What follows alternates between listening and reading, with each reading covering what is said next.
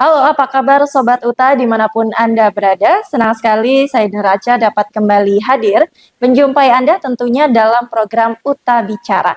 Talk show-nya Uta 45 Jakarta berbagi masalah terkini, meluaskan informasi dan temukan solusi.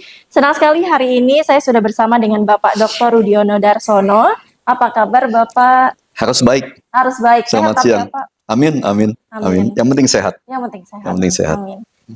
Sobat Uta, beliau adalah akademisi dan juga praktisi hukum di UTA 45 Jakarta. Kita akan berbincang mengenai masalah yang saat ini sedang dihadapi oleh Indonesia, yaitu tentang korupsi 271 triliun yang banyak diperbincangkan baik di media massa maupun di media sosial. Langsung saja kepada Pak Rudi, kita ingin mendiskusikan ini, Pak Rudi, soal korupsi 271 triliun yang banyak diperbincangkan masyarakat, mulai dari anak muda sampai para pakar, para praktisi, para pengamat. Bagaimana tanggapan Bapak atas kasus tersebut? Judul yang sangat heboh ya. Korupsi 271 triliun. Heboh dan hampir nggak masuk akal lah. Ya. Oke, saya hanya ingin memberikan sebuah edukasi buat kita semua ya. Jadi saya nggak punya kepentingan apapun di sini. Ya. Tapi pada prinsipnya kita sangat mendukung masalah law enforcement untuk para koruptor ini dan ya pemiskinan lah ya. Pemiskinan bukan hanya sekedar basa-basi gitu kan. Ya. Tapi untuk kita ketahui di sini 271 triliun itu bukanlah angka yang dikorupsi oleh para koruptor ini. Jadi supaya nanti ujungnya jangan sampai ada kekecewaan juga di masyarakat ya. Korupsinya 271 triliun. Nah, uang yang disita ini hanya ratusan miliar. Masih baru 100 sekian miliar kan. Sisanya kemana itu? Nanti kan akan ada pertanyaan dan kasihan juga para penegak hukum ini yang sudah mencoba untuk menggali sampai kemana sih sebenarnya aliran uang ini kan? Ya, walaupun sebagai seorang akademisi dan praktisi hukum di sini ya, saya pesimis, tapi apakah mungkin ya para penegak hukum ini dalam hal ini Jaksa Agung dan Jaksa Agung Muda Pidana Khusus ini berani untuk melawan sebuah sindikat kekuasaan keuangan di Indonesia yang memang selama ini kita sudah sangat tahu ya bahwa sindikat kekuasaan ini yang mengatur semua perjalanan, hampir semua lah ya, perjalanan politik dan hukum di negeri ini, di Indonesia lah ya. Ya karena kita tahu kan Jaksa Agung pun akan pensiun juga, habisnya akan selesai. Jampitsus pun pasti akan memikirkan bagaimana ke depan dia akan mencantolnya kepada siapa, itu sudah bukan rahasia umum. Ya, jadi kita harus bisa pahami 271 triliun ini adalah potensi kerugian negara. Ya, karena adanya satu, kerusakan lingkungan, kedua, angka yang mungkin timbul karena harus mengadakan revaluasi aset, dalam hal ini kondisi lingkungan yang ada ya, dan juga kemungkinan adanya kerusakan tentang potensi generasi muda ke depan. Biaya-biaya itu semua dihitung di sana ya, jadi biaya itu bukan biaya korupsi tapi biaya kerusakan lingkungan dan rentetannya di sana ya. Sedangkan untuk angka korupsinya sendiri itu berapa uang yang dicuri. Di sini bukan uang negara ya, uang rakyat ini kan harusnya bisa diberikan untuk memberikan kesejahteraan dan peningkatan SDM untuk masyarakat ya. Jadi kita belum tahu jumlahnya itu berapa yang dicuri ini. Itu yang harus kita pahami. Baik.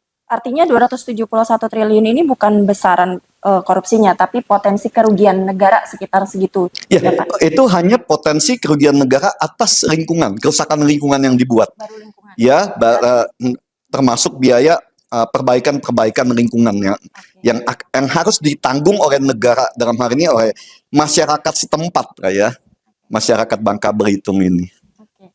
Pak, ini kan yang beberapa orang sudah ditangkap ini ada penyitaan uang ya Pak ya, uang cash. Menurut Bapak uang cash sebanyak itu disimpan di rumah? Apa, Pak? Gini ya, ini sudah bukan rahasia umum. Ya, ini kan udah berkali-kali. Ya. Karena di Indonesia itu mana ada orang nyuap pakai transfer rekening lagi kan?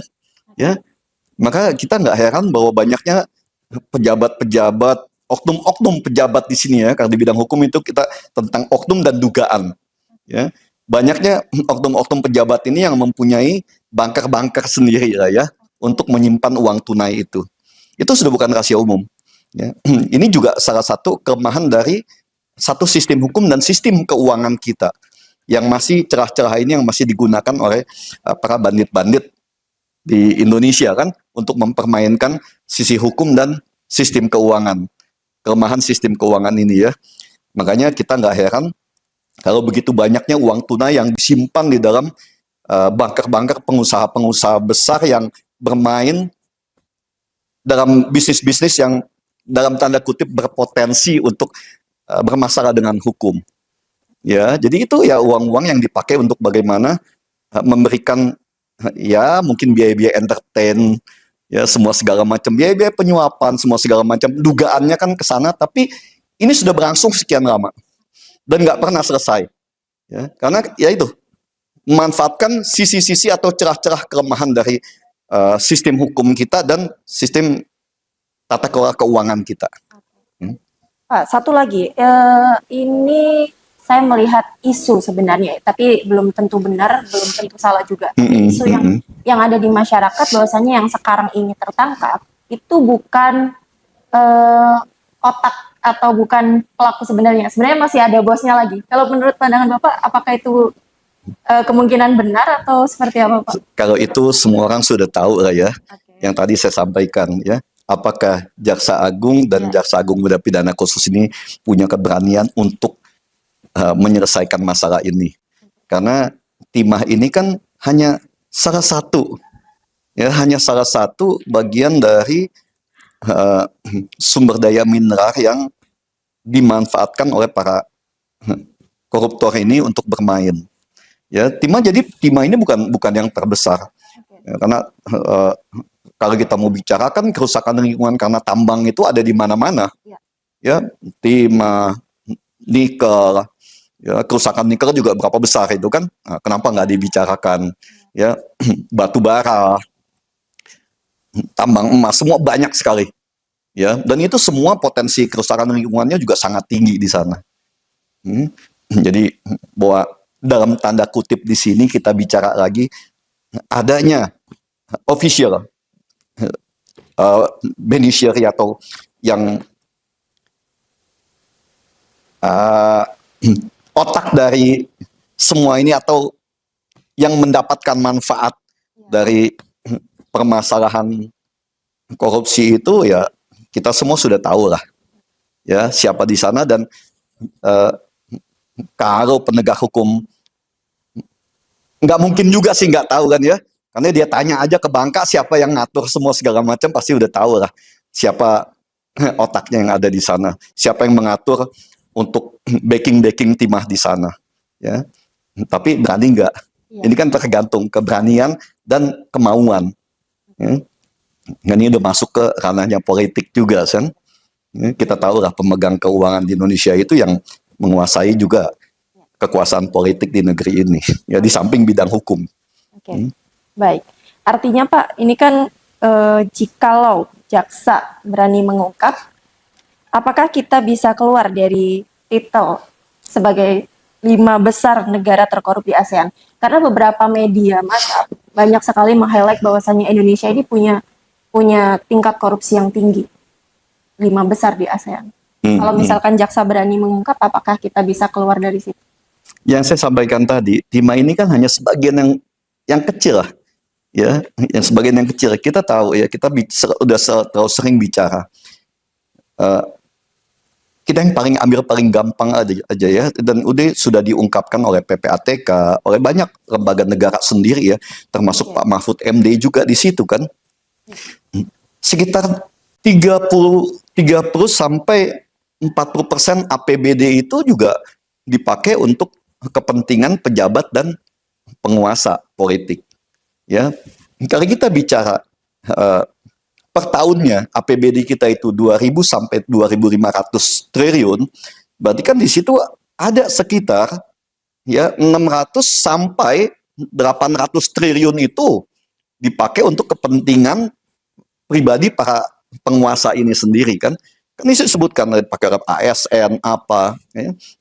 Itu udah bukan rahasia lagi karena dibuka oleh pejabat yang berwenang sendiri kan. Kita sudah baca beberapa kali di media itu ya. Jadi kalau kita bicara tentang kita keluar dari negara terkorup di ASEAN ya, bukan kita pesimis lagi kita kembali ya, tapi perjalanannya masih cukup panjang karena yang membuat cerah ini juga kan penguasa-penguasa politik dan penguasa hukum yang mempunyai banyak uang di bunker itu kan, untuk bagaimana mereka bisa membeli pasal-pasal ya yang dimainkan oleh oknum-oknum legislatif juga. Kan itu juga bukan rahasia umum. Ya, Pak Mahfud pada saat masih menjabat pun bicara, kamu mau pesen pasal apa? Mereka bisa buatkan pasal itu. Jadi ya kita tidak pesimis, tapi yang pasti kalaupun mau ke sana, perjalanan masih cukup panjang lah ya untuk perbaikin ini. Ya, yang paling pasti itu sebenarnya kalau mau ya perbaikin sistem keuangan dengan baik dan benar. Batasi penggunaan uang tunai. Ya, itu salah satu. Jadi bagaimana membuat para koruptor ini tidak bisa membelanjakan uang hasil korupsinya. Itu salah satu jalannya. Sebanyak jalan untuk membuat koruptor ini juga satu juga bikin mereka tidak ada manfaatnya mereka korupsi ini. Jalan itu yang harus dibuat. Di samping penegakan hukum ya yang harus dijalankan secara ketat kepada yang paling penting kepada pengawas. Karena yang membuat korupsi ini berjalan karena lemahnya pengawasan atau pengawasnya yang ikut bermain. Ya, kedua, oknum-oknum pejabat penegak hukum sendiri ini. Karena tanpa backing mereka, timah nggak akan bisa berjalan begitu lama. Ya ini kan karena ada perlindungan dari penguasa, baik penguasa lokal maupun penguasa di pusat. Itu hampir tidak mungkin kalau tidak ada backing di sana atau perlindungan dari top manajemen dari negara Indonesia ini kan. Ya oknumnya siapa? Itu sebenarnya itu yang harus dicari. Ya, itu yang harus diselesaikan. Kalau itu tidak diselesaikan ya kita juga bukan kita bicara baliknya pesimis atau gimana, tapi kita hanya bicara tentang mimpi-mimpi indah. Ya, bukan nggak bicara tentang sebuah kenyataan kan. Baik, lalu KPK Pak bagaimana peran sebagai Komisi Pemberantas Korupsi? Apakah sudah berjalan sesuai dengan tugasnya? KPK kita boleh sebutkan KPK sudah hampir kurang bermanfaat lagi lah ya dengan adanya permainan yang terbuka di internalnya sendiri ya. Saya rasa sudah waktunya KPK juga dievaluasi secara menyeluruh. Apakah masih berguna atau hanya menjadi beban? Ya. Karena KPK itu dibentuk sebenarnya untuk membersihkan para penjahat-penjahat hukum. Ya, itu yang fungsi utama KPK sebenarnya. Bagaimana membersihkan oknum-oknum pejabat hukum atau pengawas-pengawas dari penegakan hukum ini, kenapa hukum tidak bisa berjalan dengan baik. Itu sebenarnya fungsi KPK. Supaya penegak-penegak hukum yang memang sudah ada menjadi lembaga yang sah di negeri ini dapat bekerja dengan optimal lah. Nah, ini fungsi KPK. Fungsi KPK adalah menghancurkan sindikat-sindikat yang ada di dalam lembaga-lembaga penegak hukum itu sendiri. Itu sebenarnya yang menjadi tugas pokok KPK. Ya, bukan KPK masuk terlalu jauh yang akhirnya menghancurkan KPK sendiri seperti saat ini kan. Ya, kan jadi kita bilang nggak ada manfaatnya juga. Apa manfaat KPK pada hari ini? Sangat minim. Bukan berarti nggak ada manfaat sama sekali ya, tapi itu sangat minim. Pencegahannya tidak ada, eh, manfaat penegakan hukumnya pun kalau kita lihat dari kasus-kasus terakhir ini ya mereka juga dagang di dalam juga ya. Itu yang sebenarnya satu ironi untuk cita-cita reformasi kita ini ya. Karena KPK itu kan dibentuk pada saat reformasi kita, tapi dihancurkan juga di dalam masa-masa reformasi ini ya. Itu kalau kita ngomong KPK ya. Jadi baiknya KPK ini dilanjutkan atau dibubarkan saja, Pak? Kalau pandangan saya nih ya, pandangan saya kalau KPK mau diterusin semua segala perbaiki pengawasan yang ada di dalam KPK itu sendiri. Ya, itu yang pertama. Dan KPK itu pemilihan dari komisioner KPK itu juga harus benar-benar transparan dan kepada manusia-manusia Indonesia yang mempunyai integritas. Itu yang pertama. Yang kedua, hancurkan sindikat-sindikat ya, nggak tahu bagaimana nanti mereka di dalam sindikat-sindikat yang ada di dalam KPK sendiri. Ya. Karena sindikat-sindikat kalau kita lihat itu ya, korupsi di masalah di tahanan, dugaan pemerasan yang dilakukan oleh jaksa di KPK ya. Kemarin dalam penyidikan dengan KPK katanya sudah berhubungan dengan PPATK, tidak ada.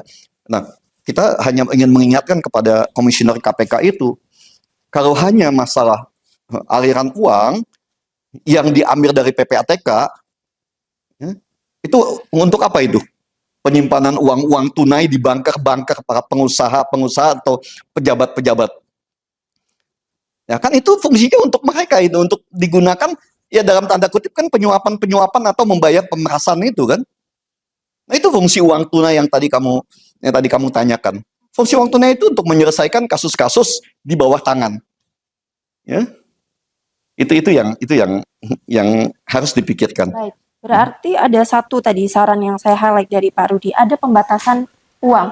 Ya. Uang tunai gitu ya, Pak. Penggunaan uang tunai. Oke. Itu salah satu dari cara mengurangi korupsi yang ada dalam negeri kita ya, dari bangsa kita tercinta ini. Untuk yang mengawasi itu Pak, nanti kira-kira dari mana nih Pak? Oh itu sangat gampang, ada OJK, ada BI, ya transaksi tunai melebihi nilai sekian, kalau terjadi, ya itu hukumannya mungkin yang paling gampang kan cabut izinnya, proses hukumnya, kan itu. Jadi dibatasin aja, mau di berapa nih? 100 juta, 50 juta. Lebih dari 50 juta tidak bisa dengan uang tunai. Mau dipakai berapa? Ya, dulu kan sempat ada ide-ide 10 juta. Di atas 10 juta tidak boleh tunai, harus transfer. Mau transaksi apa 10 juta kan? Mau korupsi gede-gede pun nggak ada guna itu uang mereka. Kalau bank yang menerima setoran 10 juta tanpa underlying transaction, tanpa ada transaksi dasar di bawahnya, atau penyetoran kepada bank, penyetoran kepada lembaga keuangan, atau transfer kemanapun di atas nilai itu, harus ada transaksi yang terjadi. Itu gampang, sebenarnya itu kalau mau gampang ya. Tapi ini kan hanya salah satu, banyak cara untuk kita bisa meminimais, untuk bikin sama sekali tidak ada kan nggak mungkin, apalagi negara kita udah begini lama ya dikuasain koruptor ini kan. Jadi banyak cara ke sana, mulai dari perbaikan proses hukum sampai perbaikan proses dari sistem keuangan. Baik. Harapan Pak Rudi untuk pemerintah, selain tadi Bapak, mungkin itu memberikan saran ya Pak, perbaikan proses hukum dan juga proses penggunaan uang. Apa harapan Bapak untuk pemerintahan baru terkait dengan penegakan hukum dan pengawasan uang? Perbaiki integritas penegak hukum. Ya, itu yang pertama. Perbaiki integritas pemegang kekuasaan keuangan. Ya, jadi dua ini kunci utama. Bagaimana memperbaiki bangsa ini keluar dari yang tadi kamu sebutkan, ya negara terkorup di ASEAN, salah satu negara terkorup. Ya kita kalau nggak salah kita mempunyai poin 34 sama dengan Filipina. Ya dengan Filipina kita kadang-kadang nomor 4, kadang nomor 5. Ini kan kita 5 besar negara terkorup di ASEAN ini kan. Ya, itu gonta-ganti aja terus kita itu kan ada yang menyebutkan Indonesia nomor 4 terkorup, ada yang menyebutkan Indonesia nomor 5 terkorup, tergantung dari sisi mana mereka memandang. Ya, salah satunya perbaiki integritas ya dan moral dari penegak hukum. Kedua, perbaiki moral dan integritas pemegang kekuasaan keuangan. Ya, itu dulu kita mulai dari sana. Baik. Mungkin kita bisa punya harapan lebih baik untuk Indonesia ke depan. Oke. Baik, terima kasih Pak Rudi atas waktunya hari ini. Oke. Luar biasa sekali. Mungkin itu tadi bisa menjadi masukan untuk pemerintah dan juga kita bisa mengedukasi masyarakat tentang kasus 271 triliun ini tadi ya Pak. Terima kasih banyak Pak Rudi atas Oke, waktunya terima kasih ya. Sobat Uta, karena terbatas durasi kita harus berpisah sampai di sini. Namun jangan lupa untuk terus saksikan Uta Bicara, talkshow-nya Uta 45 Jakarta, berbagi informasi terkini, meluaskan informasi dan temukan solusi. Sampai jumpa.